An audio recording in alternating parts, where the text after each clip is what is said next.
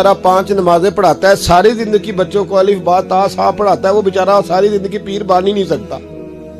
पीर उसने ही बनना है जिसने 1.5-2 महीने गुस्ल नहीं करना, उसी ने बनना है जिसने कुछ 4-5 किलो लोहा उठा लेना है। कोई म्यार बनाओ। शेखुल हदीस ऐसे हैं जिनको मैं जानता हूं, बेचारों की बेटियों की शादियां नहीं हो सकी, पैसे कोई नहीं, और तुमने गवैये और नाथ खां अमीर कर दिए। जो जाके गवैयों के पास सोर सीधी करके तपला सरंगी पे वो तुमने अमीर कर दिए, करोड़पति कर दिए।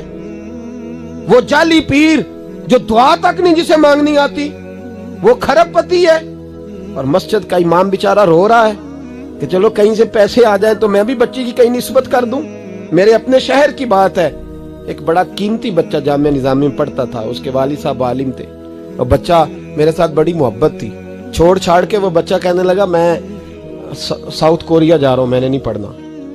2-3 साल से छोड़ गया। उसके अब्बा ने मुझे फोन किया कि आपसे बड़ी अकीदत रखता है, आप इसको समझाएं। मैंने फोन किया, मैंने कहा बेटा तू पढ़। कहने लगा हजरत साहब अब्बा जी 35 साल मस्जिद में रहे हैं, मेरी बहनें इस तरह की हैं कि शायद कभी गैर महरम को मेरी बहनों ने भी ना देखा हो। तीनों की तीनों कुरान की हाफिज़ा हैं, फाजिल अरबी अदीब अरबी किया है, सारा दिन कुरान पढ़ती हैं।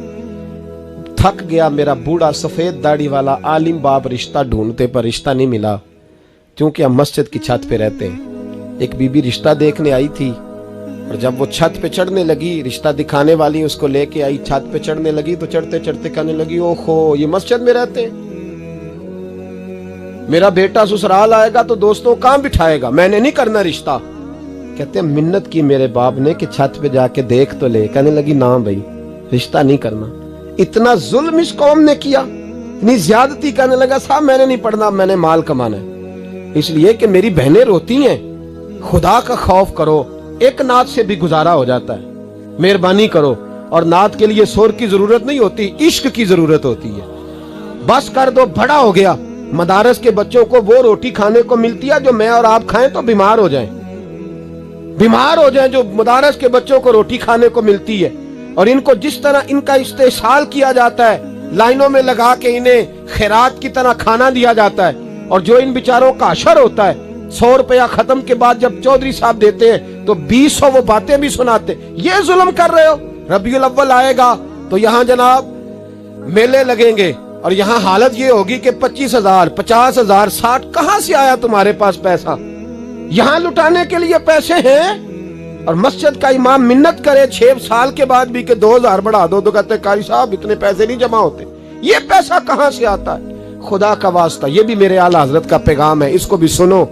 आला हजरत से जब कहा गया ना, हमारे तो अल्लाह खैर करे नाथ खां और मैं वो कोई पैसे फेंकने आते हैं महफिल में तो मना करता हूँ। क्यों? इसलिए कि जब दत्थियों वाले पैसे लेके आते हैं ना मस्जिदों में और महफिलों में, तो फ्रंट सीटें फिर दत्थियों वालों के हाथों में होती है। गरीब महफिल मिलाद में भी छुप के बैठता है पीछे, और नाथ खां भी याद कर लेता है कि ज्यादा नोट किसने पकड़े हुए, ज्यादा नोट किसके हाथ में। वो फिर कहता है हाजी साहब है शेर तुहाडी नजर जे। मैं क्या बदबख्ता, नबी पाक दे नाम दा शेर भी बंदे दी नजर हो सकता है, जिसमें हुजूर की तारीफ हो रही हो, बंदे की नजर किस तरह हो गई? शर्म करो, डरो अल्लाह ताला। सिर्फ दौलत की खातर ये भी फिक्र रजा है, करूं मद है अहले दुवल रजा, मैं करूं मद है अहले दुवल रजा, पड़े इस बला में मेरी भला, मैं गदा हूं अपने करीम।